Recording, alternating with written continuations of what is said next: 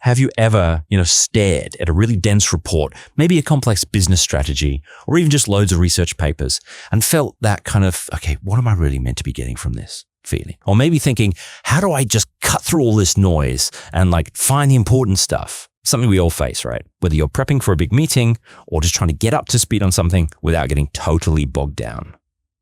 Well, today we're doing a deep dive into something pretty fascinating, actually. It's like a masterclass in doing exactly that, pulling out the crucial bits from really complex stuff. We're looking at an examiner's report from the March-June 2025 Advanced Performance Management Exam. APM, they call it. Now, hang on, this isn't just about exams. Honestly, it's like a gold mine of wisdom on how businesses should be thinking about performance, how to understand it, analyze it, measure it, whether you're a CEO, an analyst, or, just anyone trying to make smarter decisions. So our mission today, let's try and pull out the most important nuggets from what these examiners observed. We'll look at the common mistakes people make, what really good analysis looks like, and basically give you a shortcut to understanding some advanced performance management ideas. Hopefully plenty of aha moments you can use yourself. Okay, so just to set the scene a bit, this APM exam, think of it like a realistic business simulation almost. It's got two sections. Section A is one big 50-mark question, compulsory. And then Section B has two 25-mark questions, also compulsory. But what's really interesting and super relevant for, any job really, is how many marks 10 in Section A, 5 in each Section B question were for professional skills.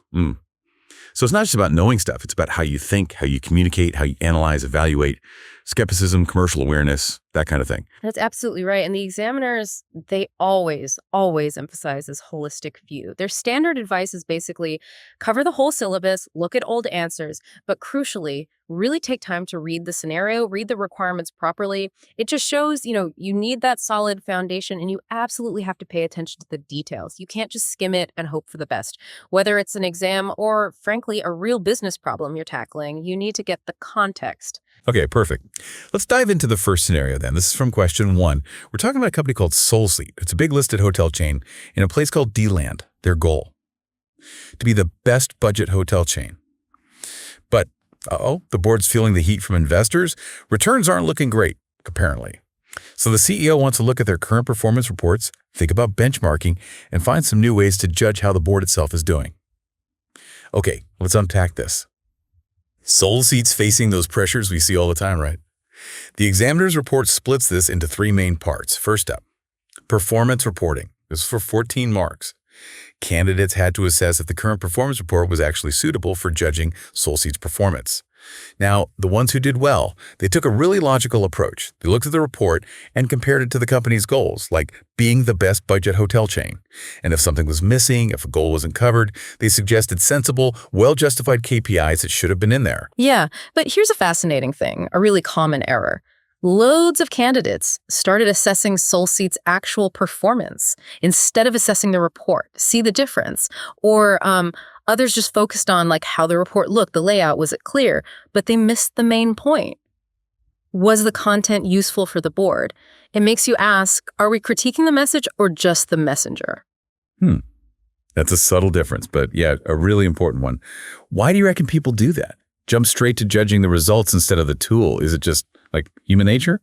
I think partly, yes. It's natural to want the answer or judge the outcome. But when things are complex, especially at board level, the way you report, the mechanism, is just as vital as the numbers themselves. If the report's flawed, how can you possibly make good judgments based on it? It's about having a solid foundation for making decisions. Makes sense. Okay, so the second part was about benchmarking. Also 14 marks, plus those professional skill marks for analysis, evaluation, skepticism. They had to look at different types, internal, external, best-in-class process benchmarking, and then say whether specific comparisons were suitable, like comparing SoulSeat's own 4 divisions internally or comparing them to 4 other hotel chains. And what I found really interesting here, the report says the high scores didn't just waffle about benchmarking theory, they actually applied it to SoulSeat. They talked about the pros and cons in SoulSeat's situation, considering their environment, and then they actually recommended a specific approach. Exactly. And a common mistake was just describing the theory without linking it or giving really short answers or even worse, saying, do all of them. without explaining why. That's not a recommendation, is it? And a key detail lots of people missed was the difference between benchmarking against SoulSeat's own internal divisions versus those 4 other listed hotel chains. It really shows you've got to read carefully. And use a bit of skepticism, question whether a comparator is truly relevant. The model answer, for instance, specifically suggested Alpha, which was another listed chain but focused on central locations. It shows you need that specific justified choice that fits the context. Right. You can't just compare apples and oranges or maybe budget hotels with luxury resorts. Precisely. Benchmarking is only useful if the comparison makes sense. Okay, and the third part, for 12 marks, was assessing standards suggested for judging the board of directors' performance, with marks for commercial acumen. This really gets to the heart of what a performance measure or a KPI actually is at that level. So many candidates confuse judging the standard with talking about how to improve performance.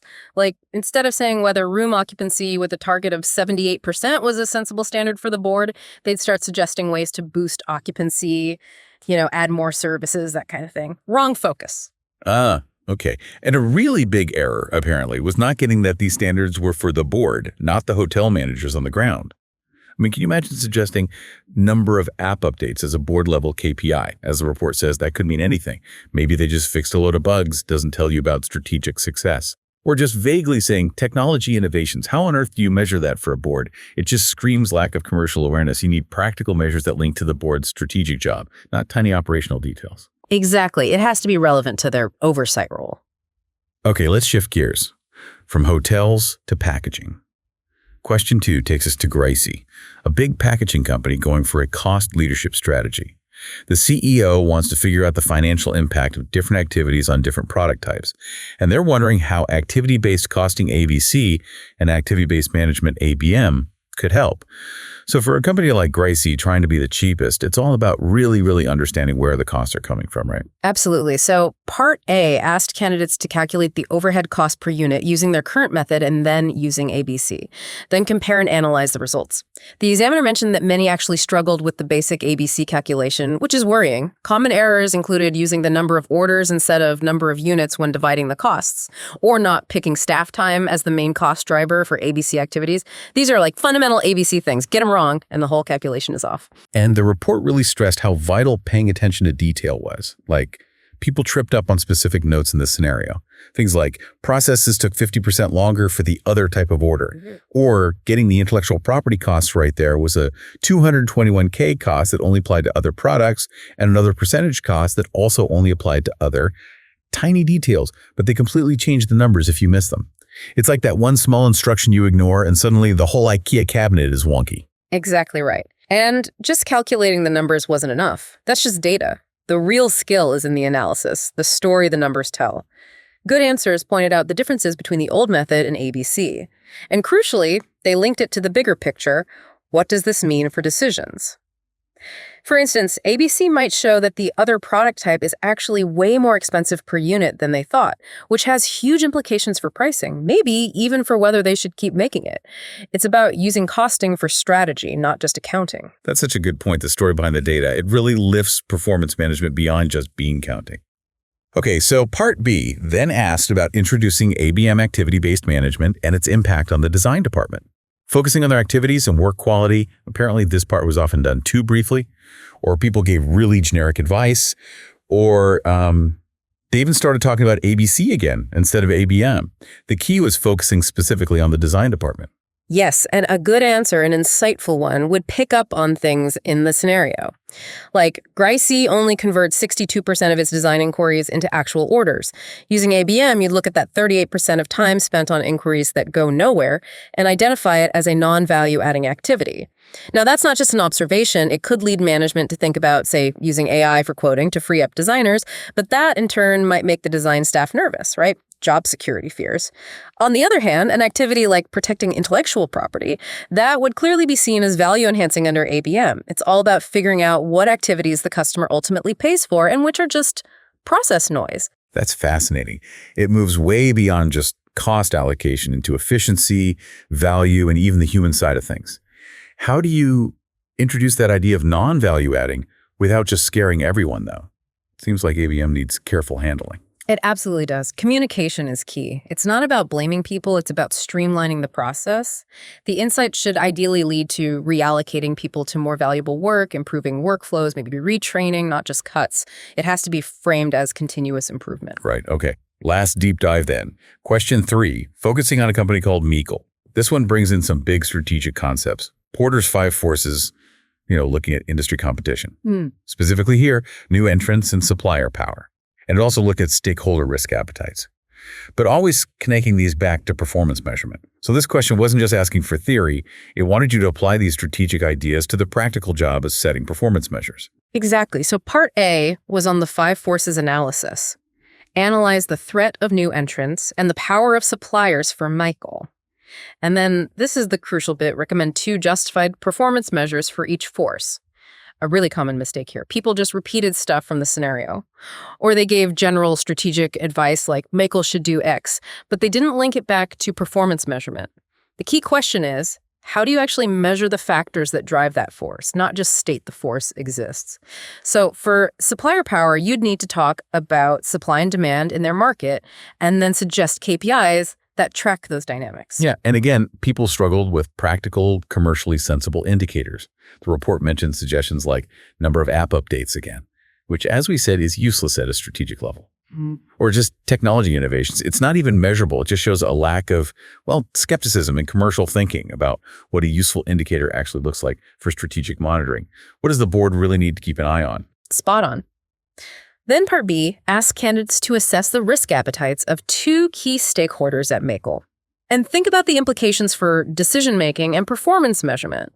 Apparently, this part was generally done quite poorly. A lot of answers just sort of reworded the analysis that was already given by a consultant in the scenario, which adds no value, does it? The whole point is to build on the information and take it further. Right. And a major weakness, it seems, was a lack of basic knowledge about how you make decisions under uncertainty. Things like Maximax going for the best possible outcome, or Maximin picking the option with the best worst case, or Minimax regret trying to minimize your potential disappointment. These are pretty foundational ideas. They are, and stronger answers didn't just list definitions. They actually linked the stakeholders' different attitudes to risk, how cautious or adventurous they were to the types of performance indicators that would suit them. That shows real commercial insight. Just listing a bunch of indicators without thinking about who they're for and what their risk tolerance is, that doesn't really answer the question about connecting measures to risk appetite. You need to tailor the dashboard, so to speak. Wow, okay. So we've covered a lot there. You've basically just had a masterclass in figuring out what really counts when you're faced with complex business situations. We've looked at how to properly assess performance reports, how to use benchmarking smartly, setting the right standards for different levels like the board versus managers, and even connecting big strategy ideas like Porter's forces and risk appetite to actual concrete performance measures. I think this whole deep dive really underlines how vital it is to read things carefully, apply theory to the real world, actually analyze results with insight, not just state numbers, and keep that critical, skeptical mindset. It's about getting from just having information to having knowledge you can act on. So maybe here's someone to think about, someone to mull over. In your own company, or maybe just an area you're interested in, how often are the performance measures you see really lined up with the main goals and with the motivations or even the risk tolerance of the people involved? Or are they sometimes just a collection of metrics that are, easy to track? How could you use this kind of examiner's report thinking to critically look at the reports and decisions you deal with every day, to sort of push past the surface and find the real story?